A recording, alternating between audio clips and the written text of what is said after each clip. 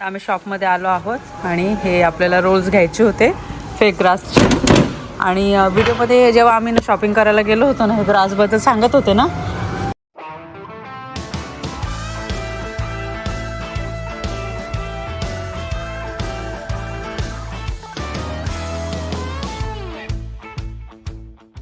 नमस्कार मंडळी, कशा आहात? मजेत आहात ना? नवीन दिवसाची नवीन सुरुवात, सकाळचे 9 वाजलेले आहे. व्लॉगला लवकर सुरुवात करते. काल व्लॉग आला नाही. काल मी बाहेर गेले होते. तुम्हाला इन्स्टाला पोस्ट दिसत असेल, मी स्टोरी टाकली होती. एका इव्हेंटसाठी मला जायचं होतं आणि तिथे गेले होते. तर खूप छान वाटलं. नवीन लोकांची ओळख झाली आणि तिथे गेलो आणि तिथून येतात आम्हाला खूप उशीर झाला. त्यानंतर गार्डनर आहे ना, आपलं जे टाईल्सचं काम करणार आहे ना, तर तो आला होता काम करायला. तर त्याने सांगितलं या वस्तू लागणार आहे. तर आम्ही ना ते कार्पेट किंवा जे वस्तू आणलेल्या आहे ते तुम्हाला दाखवते. तर त्याने सांगितलं या वस्तू लागणार आहे. तर मग आम्ही काय केलं, तिथून त्या इव्हेंटवरनं लगेचच आम्ही शॉपमध्ये गेलो, त्या वस्तू आणल्या. त्याने काय केलं, अर्धं काम केलं आणि मग तो गेला. नॉर्मली आम्हाला वाटतं लंच वगैरे करायला गेला असं, पण त्याच्याने तो गेला. त्याच्यानंतर तो आला नाही. मग त्याने डायरेक्ट मेसेज केला की मी थर्सडेला येईल. मला असा राग आला ॲक्च्युली, कारण की एवढी धावपळ करून आम्हाला असं वाटतं आता 8-10 दिवस झाले आता हा वरंदा बनवलेला आहे. मागच्या आठवड्याच्या सोमवारी झालेला होता.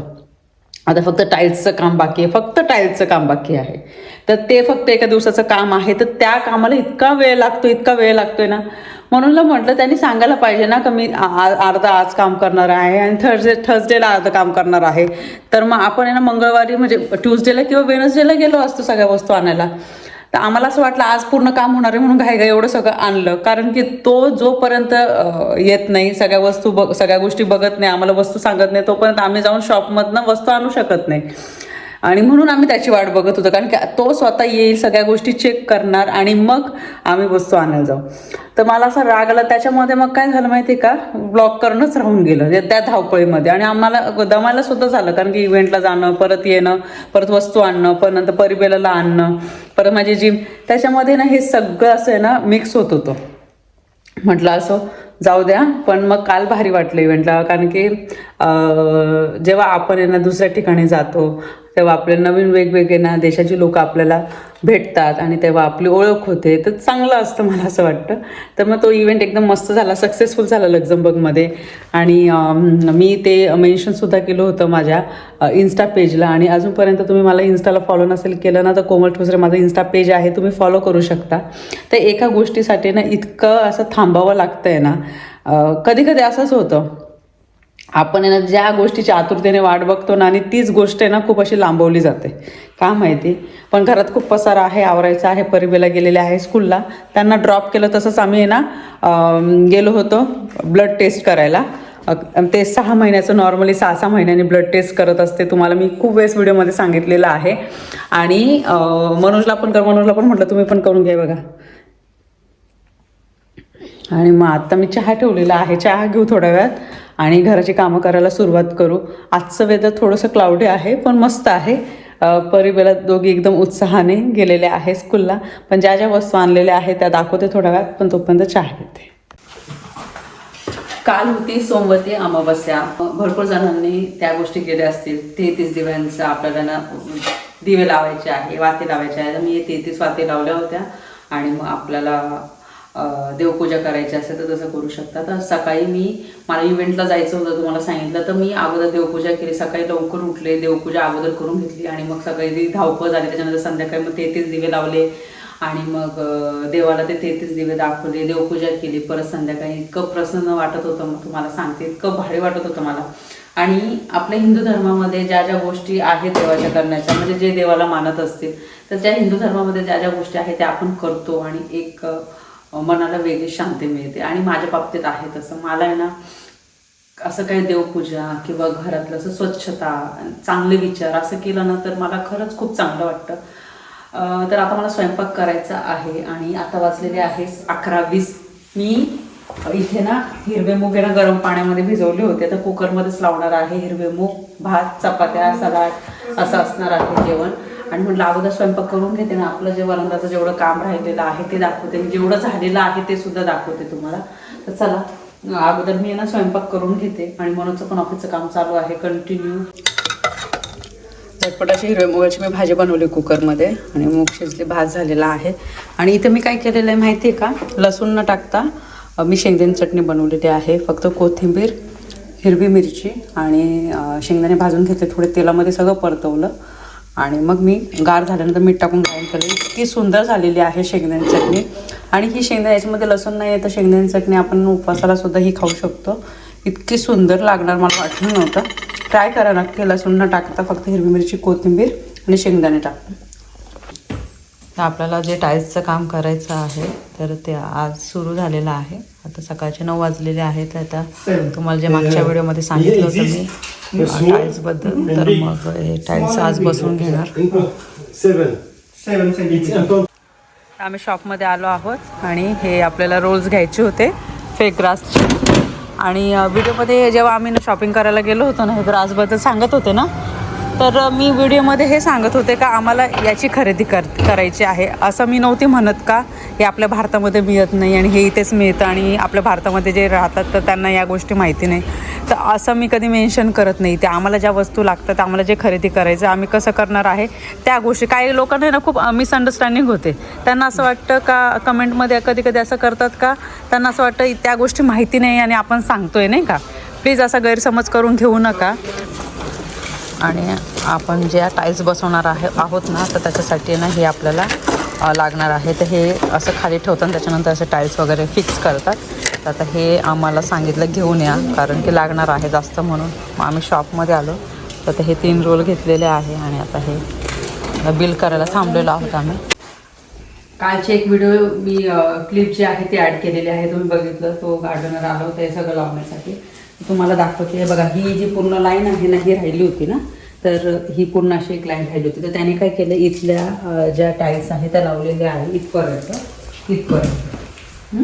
त्याच्यानंतर एवढी जी लाईन आहे ती राहिलेली आहे बघा, ती पूर्ण. आणि मला असं आपण त्याने कट केलेले आहे का कट करायचे आहे माहिती नाही आहे, कारण की तो अर्धवटच काम करून गेला. अर्जंट त्याला काम आलं असेल, पण त्याने आम्हाला रिझन सांगितलंच नाही. तो डायरेक्ट म्हटला मी थर्सडेला येणार आहे. आणि त्यानंतर काय झालेलं आहे, हे बाहेरची ही लाईन आहे ती पण कव्हर करायची आहे पूर्ण. आणि या त्याने 3 लावलेत ना, फक्त समोरच्या 3 लावलेले आहेत त्याने, बाहेरच्या 3 लावले.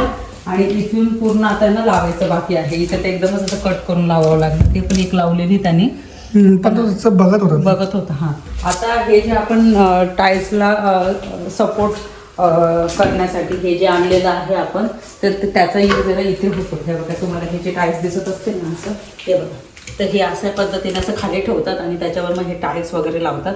आणि हे जेवढे पण टाईल्स आहे ना त्याच्या खाली ना सगळं हेच लावलेलं आहे आपण.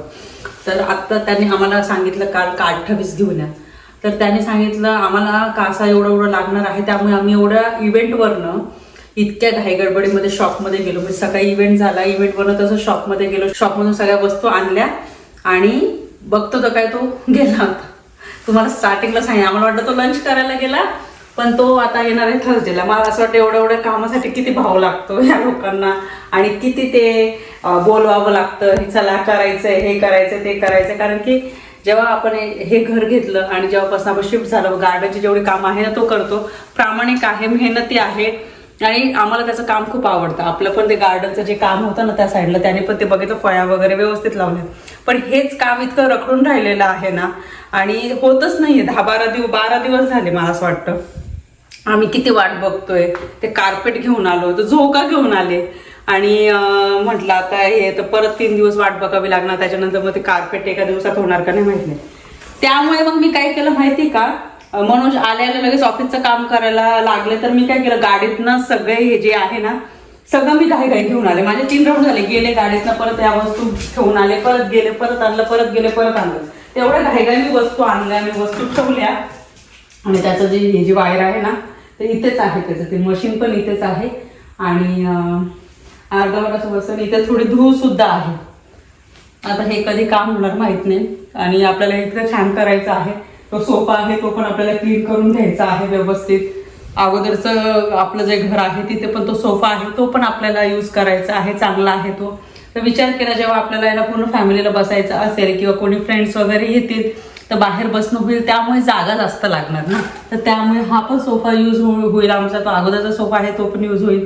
पण आता बघायचं आहे कोणत्या वस्तू आपल्याला कुठे ठेवायचं आहे, या साईडला कोणत्या वस्तू ठेवायचं, या साईडला कोणत्या वस्तू ठेवायचं आहे, थोडी स्पेस पण राहिली पाहिजे, झोका कोणत्या साईडला ठेवायचा आहे ते पण आपल्याला बघायचं आहे.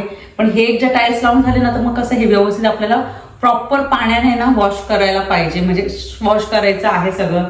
मग हे थोडंसं ग्लासचं झालं, परत हे सगळे जे टाईल्स आहेत ते, परत इकडचं जे डोर आहे ते, कारण की हे जर कट करतात ना तर खूप जास्त धूळ होऊन जाते, तर त्यामुळे मग क्लिनिंग वगैरे करावी तर लागणारच आहे आपल्याला. आणि जेवण वगैरे झालेलं आहे. आता 10-15 मिनिटांनी मी जाणार आहे परिवेलाला पिक करायला स्कूलला. त्यानंतर मग त्यांचे क्लास, त्याच्यानंतर मला जिमला जायचं आहे, तर त्याच्यानंतर जाईल 4-1 वाजता जाईल मी जिमला. तर चला आता मी जाते आतमध्ये.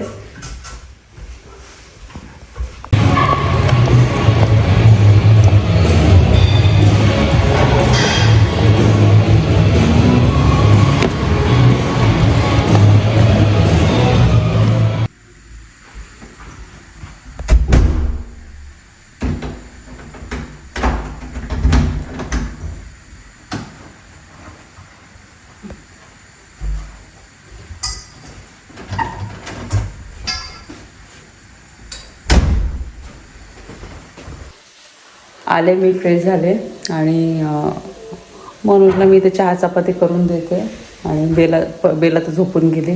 परीने परत आहे ना स्ट्रॉबेरीज तोडल्या, इवन बेरीज पण तोडलेल्या आहे बघा, दिसते की नाही माहिती आहे, पाणी यामध्ये बघा. तर आता तुम्हाला माहिती आहे 1-1 दिवसाने 2-2 दिवसाने भरपूर स्ट्रॉबेरीज येतात. आणि मागच्या वेळेस पण तुम्ही बघितलं 1.5 किलो मी स्ट्रॉबेरीज तोडली होती. वातावरण सकाळी ढगाळलेलं होतं, पण आता कडक ऊन आहे. आणि जेव्हा मी येत होते ना जिमवरनं, तर गाडी अशी गरम झाली होती ना, आणि मध्ये ना ट्रॅफिक लागते खूप, कारण की मध्ये मध्ये रस्त्यांचं काम चालू आहे ना, त्यामुळे ना खूप ट्रॅफिक होते. नॉर्मली मग काही काम वगैरे नसेल ना, तर मग काही ट्रॅफिक वगैरे नाही राहत. आणि हे वरांड्याची जेवढी माती आहे ना, ते तर मला ती झाडून काढायची, म्हणजे ते क्लीन करायचं आहे, कारण की ती माती ना घरात येते. परिबेला बाहेर जातात ना, तर तसं मग थोडंफार मग लहान मुलाचं कसं माहिती, पाय वगैरे घरात येतात, थोडीफार धूळ वगैरे येते घरात, त्यामुळे मग ते क्लीन करून घेते मी. परीला सांगते झाडा, परी बाबू तू फ्री असेल तर मग झाडांना पाणी देऊन टाक ना. परीला सांगते झाडांना पाणी द्यायला, कारण की सकाळी देणं झालं नव्हतं आणि काल पण काही दिलं नव्हतं मी. परवाच्या दिवशी मी ब्लॉग शेअर केला होता तुमच्यासोबत, तेव्हा मग मी पाणी दिलं होतं. तर चला आता मी घरातलं थोडंफार जे आहे ते आवरून घेते आणि बाकीच्या गोष्टी शेअर करते.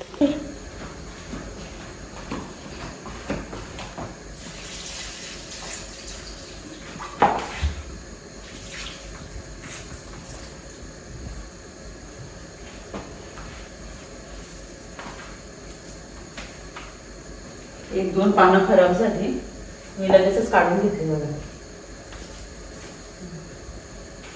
आणि आत्ता जस्ट झाली ती खराब, नाही तर एवढं आणल्यापासून 2-1 महिने झाले असं आहे, तशीच आहे बघा.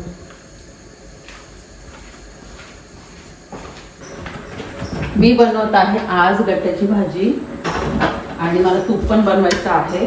तर आता हे जे अनसॉल्टेड बटर आहे ना, अशा पद्धतीने येतं आणि हे 500 ग्रामचं आहे, अर्धा किलोचं आहे. आणि अगोदरचं जे बनवलं होतं ते संपलं आणि मनोजला आहे ना, म्हणजे काय बनवायचं, एक तर भाजीला काही नाही, कडधान्य तर बनवून कंटाळा आला. आणि काय होतं माझ्या डाएटमुळे ना, किंवा असं कडधान्य वगैरे ते बनवण्याचं असं काही स्पेशल लवकर बनवणं होत नाही. अगोदर आहे ना मी स्पेशल खूप बनवायचं, तुम्हाला आठवत असेल का, वेगवेगळ्या भाज्या आहे ते. पण आता हे डाएटमुळे काय झालं, थोडंसं आहे ना कमी झालेलं आहे.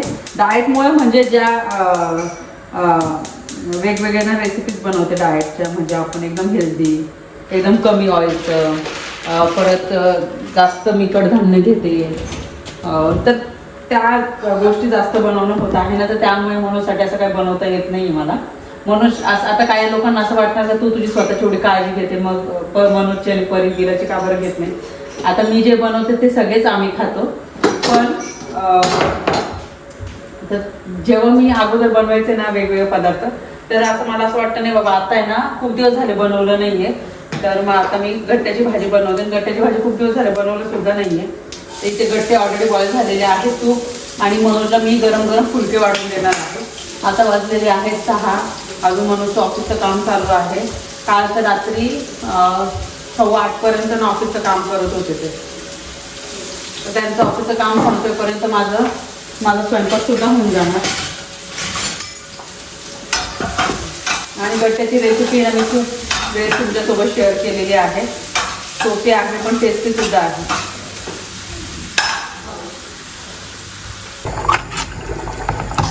गट्ट्याची भाजी इथे होत आहे. मी जस्ट टेस्ट केली, इतकी छान झाली ना. मस्त अशी मीडियम बनवलेली आहे कन्सिस्टन्सी गट्टे. आणि एका साईडला इथं तूप पण होत आहे.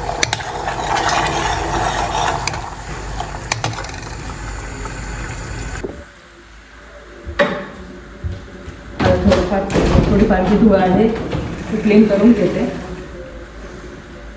आणि काय होतं, थोडंसं ऊन जरी आलं ना तरी पण ही काच गरम होते, गरम व्हायला लागतं.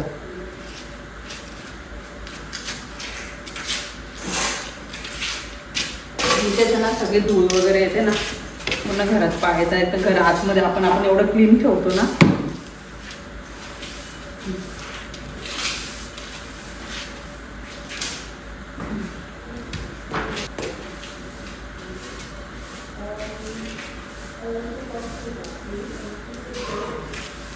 ओपन करून घेतो. त्याच्या आतमधून पण ओपन करता येतात काचा आणि बाहेरून पण आपल्याला ज्या काचा आहे ना त्या ओपन करता येतात.